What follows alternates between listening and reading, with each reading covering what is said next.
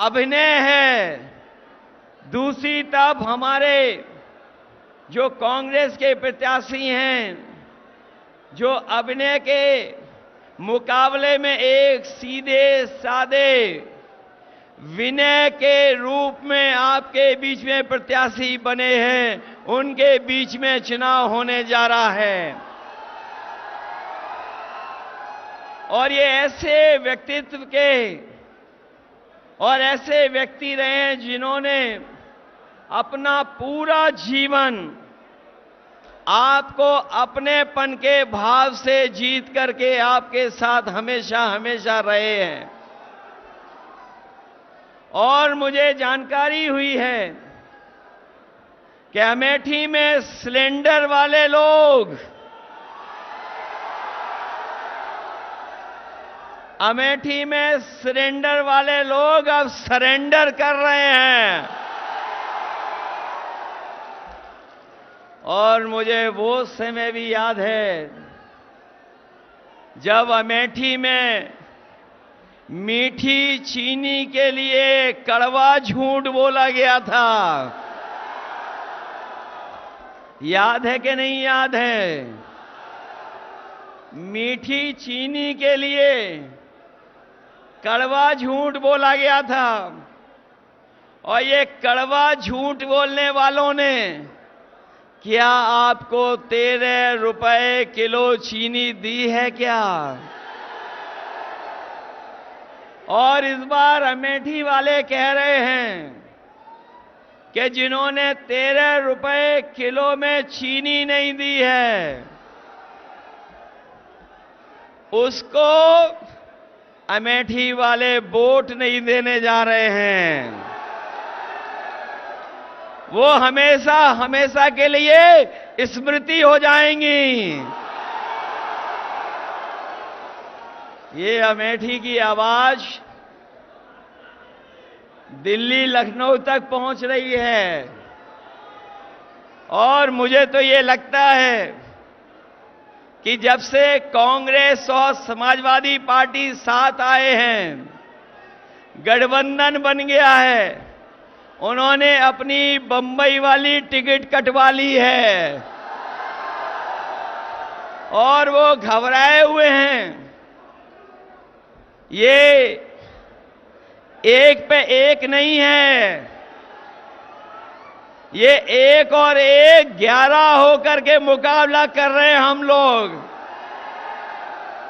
और जब एक और एक 11 हो गए हैं तो भारतीय जनता पार्टी वाले 9-2-11 हो जाएंगे। बताओ 9-2-11 हो रहे हैं कि नहीं हो रहे हैं? और इन बीजेपी वालों की हर बात झूठी निकली कि नहीं निकली? इनके वादे झूठे थे कि नहीं थे? ये वही भारतीय जनता पार्टी के लोग हैं। याद करना किसान भाइयों, आपको अपने हक, अपनी पैदावार की कीमत के लिए आपको दिल्ली तक में जाकर के धरना देना पड़ा था। किसानों को उन्हें तकलीफ पहुंचाने के लिए इन्होंने सड़कों को बंद कर दिया था, सड़कों पे कीलें लगवा दी थी, ट्रैक्टर को, गाड़ियों को डीजल पेट्रोल नहीं भरने देते थे। लेकिन हम अपने किसानों को बधाई देंगे कि उन्होंने परवाह नहीं की और दिल्ली जाकर के दिल्ली घेर लिया और तब तक बैठे रहे जब तक काले कानून वापस नहीं हो गए। ये काले कानून के बहाने हमारे किसानों की पैदावार को लूटना चाहते थे, उनकी जमीन को कब्जा करना चाहते थे। ये काले कानून तो चले गए हैं, लेकिन अभी हमारे किसानों को जो उनका हक, जो अधिकार मिलना चाहिए था, वो सरकार ने नहीं दिया है। इस बार इंडिया गठबंधन और समाजवादी पार्टी ने तय किया है कि 4 जून के बाद जब सरकार बनेगी तो अपने किसानों को एमएसपी का कानूनी अधिकार दिला करके किसानों को खुशहाल बनाने का काम करेंगे। न केवल खुशहाल बनाएंगे उन्हें, बल्कि उनकी पैदावार से लेकर के अगर हमें किसी भी तरह की उनकी मदद करनी पड़ेगी तो इंडिया गठबंधन और समाजवादी पार्टी और कांग्रेस पार्टी मिलकर के अपने किसानों को सम्मान दिलाने का काम करेंगे। ये नौजवान अभी भूले नहीं है पेपर लीक। क्या आप लोग पेपर लीक भूल गए? कोई परीक्षा इस सरकार में हुई, सब परीक्षाएं रद्द हो गई और लीक के बाद लीक हुए पेपर, सब पेपर लीक करा दिए। कोई एक पेपर लीक नहीं कराया, 10 से ज्यादा पेपर लीक कराए। और ये paper leak Bharatiya Janata party ने जानबूझ के कराए और इसलिए कराए कि उन्हें नौकरी न देनी पड़ जाए।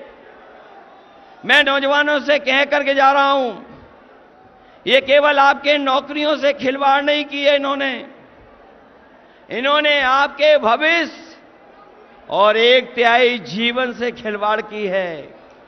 इसलिए जहां किसान तैयार है वहीं हमारा नौजवान भी तैयार है। आप तैयार हो कि नहीं हो?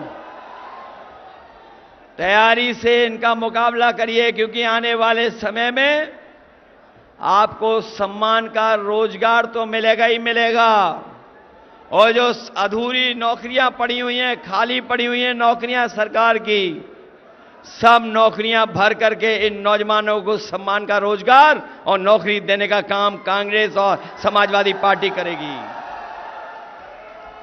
इसलिए आपसे हम निवेदन और अपील करने आए हैं। 4 चरणों का चुनाव खत्म हो चुका है। 4 चरणों का चुनाव खत्म हो गया है और जब से 4 चुनाव खत्म हुए चरणों के, बताओ भारतीय जनता पार्टी चारों खाने चित्त हो गई है कि नहीं हो गई है? इनका रथ धंस नहीं गया है, फंस गया है, अब निकलने वाला नहीं है। बताओ इनका रथ धंस गया, फंस गया कि नहीं?